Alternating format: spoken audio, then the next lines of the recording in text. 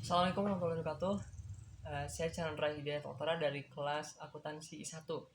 Di sini saya akan menjelaskan tentang rangkuman dari materi sistem informasi akuntansi.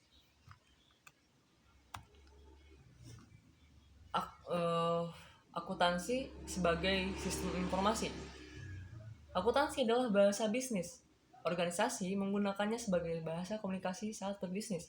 Seperti saat terjadi pertukaran barang dengan sejumlah uang dalam akuntansi dan dapat disebut sebagai menjual dan membeli. Akuntansi didefinisikan sebagai seni bagaimana mencatat, mengelompokkan, meringkas, dan juga melaporkan transaksi bisnis. Nah, untuk diagram sistem akuntansi itu semua dari subsistem akuntansi seperti akuntansi pembelian, penggajian, produksi, penjualan, dan kas juga itu dimasukkan ke dokumen sumber, lalu dicatat di jurnal, diposting di buku besar, dan diringkas di neraca lajur, lalu dilaporkanlah menjadi laporan keuangan, dan itu menjadi informasi akuntansinya.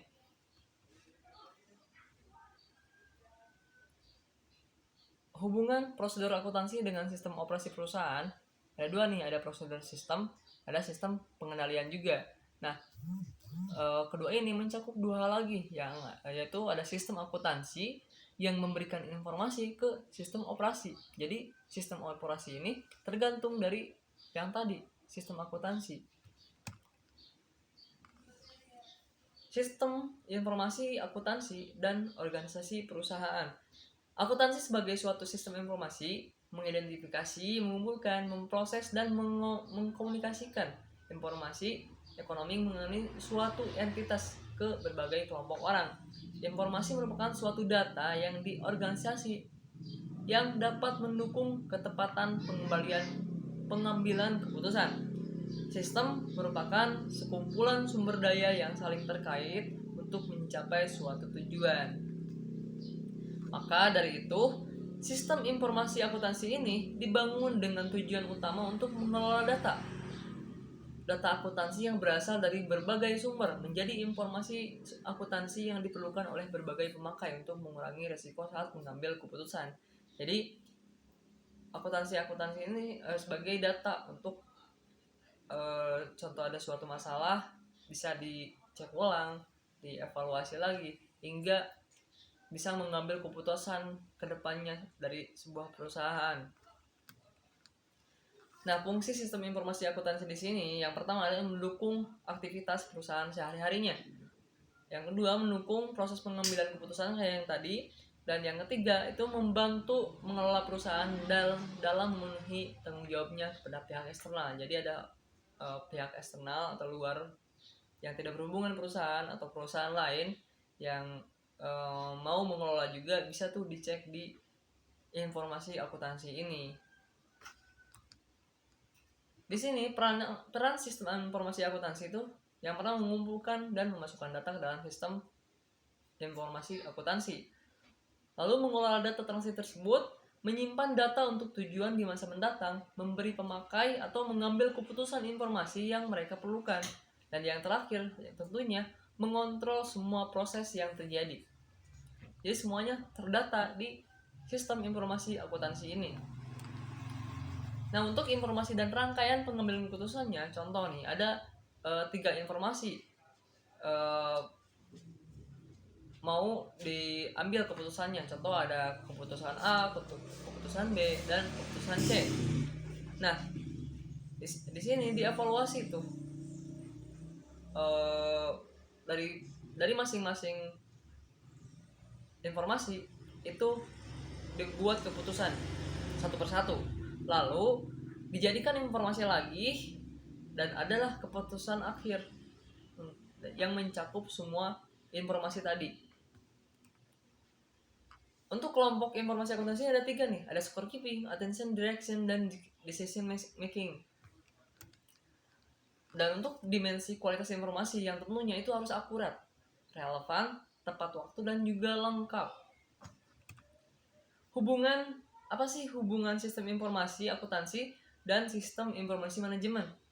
Jadi sistem informasi yang digunakan oleh suatu perusahaan di mana di dalamnya mencakup informasi keuangan dan non-keuangan disebut sebagai Sistem Informasi Manajemen atau biar disingkat menjadi SIM. Nah, semua hal pasti kita perlu yang namanya pengetahuan.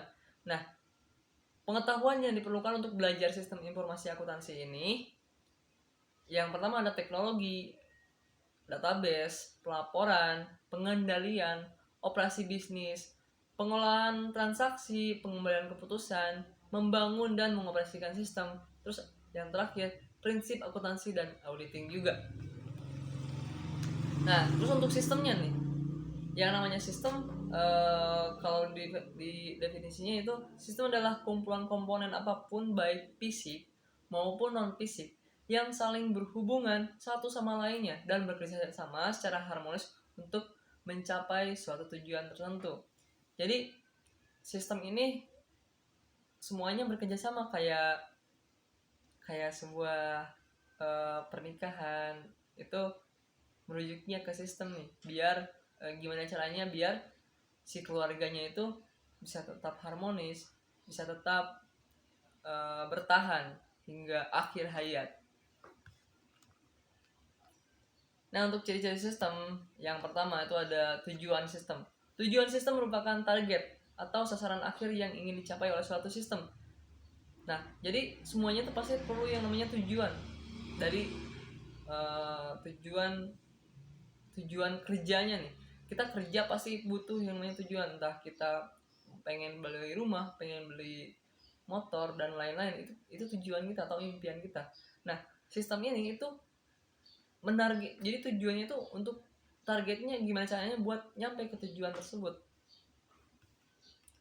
Terus ada batas sistem nih. Batas sistem merupakan garis abstraksi yang memisahkan antara sistem dan lingkungannya.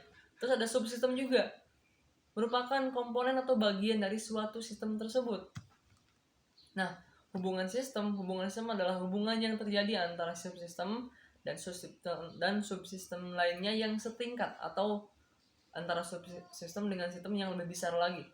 Terus ada hierarki sistem. Hierarki pada dasarnya menggambarkan hubungan sistem dengan sistem yang lebih besar yang disebut sebagai super sistem dan hubungan dengan sistem yang lebih kecil yang disebut subsistem yang tadi. Nah, ada input, proses, dan output. Input merupakan segala sesuatu yang masuk dalam suatu sistem, dan proses merupakan perubahan dan input dari input menjadi output. Nah, output ini hasil dari suatu proses yang merupakan tujuan dari keberadaan sistem ini. Jenis output juga ada 3 nih. Yang pertama langsung diberikan kepada konsumen untuk dikonsumsi dan diproses lebih lanjut. Ada yang dikonsumsi oleh subsistem yang lain dalam sistem yang sama dalam suatu siklus produksi. Nah, ada juga merupakan bagian dari output yang secara keseluruhannya yang dapat dikonsumsi oleh sistem lain tetapi menjadi tidak berguna bila dibuang. Nah, lalu yang terakhir ada lingkungan sistem. Lingkungan sistem adalah faktor-faktor di luar sistem yang mempengaruhi sistem ini. Nah, terus ada klasifikasi sistem juga nih. Sistem yang pertama, sistem terbuka dan tertutup.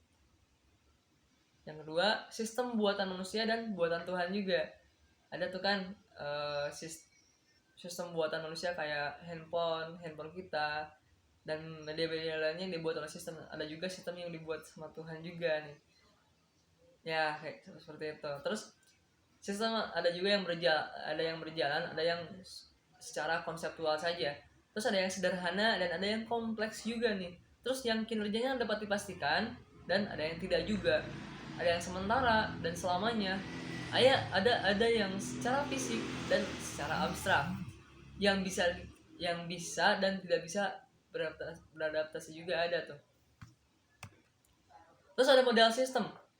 Model sistemnya ada yang fisik, naratif, grafik, dan model matematika. Jadi bahasa sistem ini merupakan alat untuk berkomunikasi. Bahasa terbentuk dari simbol-simbol yang disepakati bersama yang mengakibatkan terjadi komunikasi antara dua orang atau lebih yang saling memahami apa yang disampaikan oleh lawan komunikasinya. Kayak kita di Indonesia itu berbahasa menggunakan bahasa Indonesia.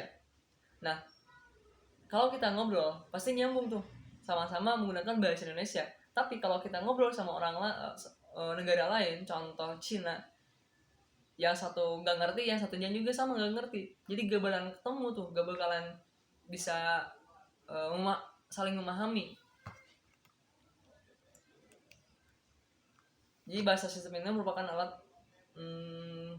komunikasi ya, untuk data-data semua itu untuk kita juga. Nah mungkin itu saja penjelasan dari saya, rangkuman dari saya. Maaf bila ada salah kata. Terima kasih. Assalamualaikum warahmatullahi wabarakatuh.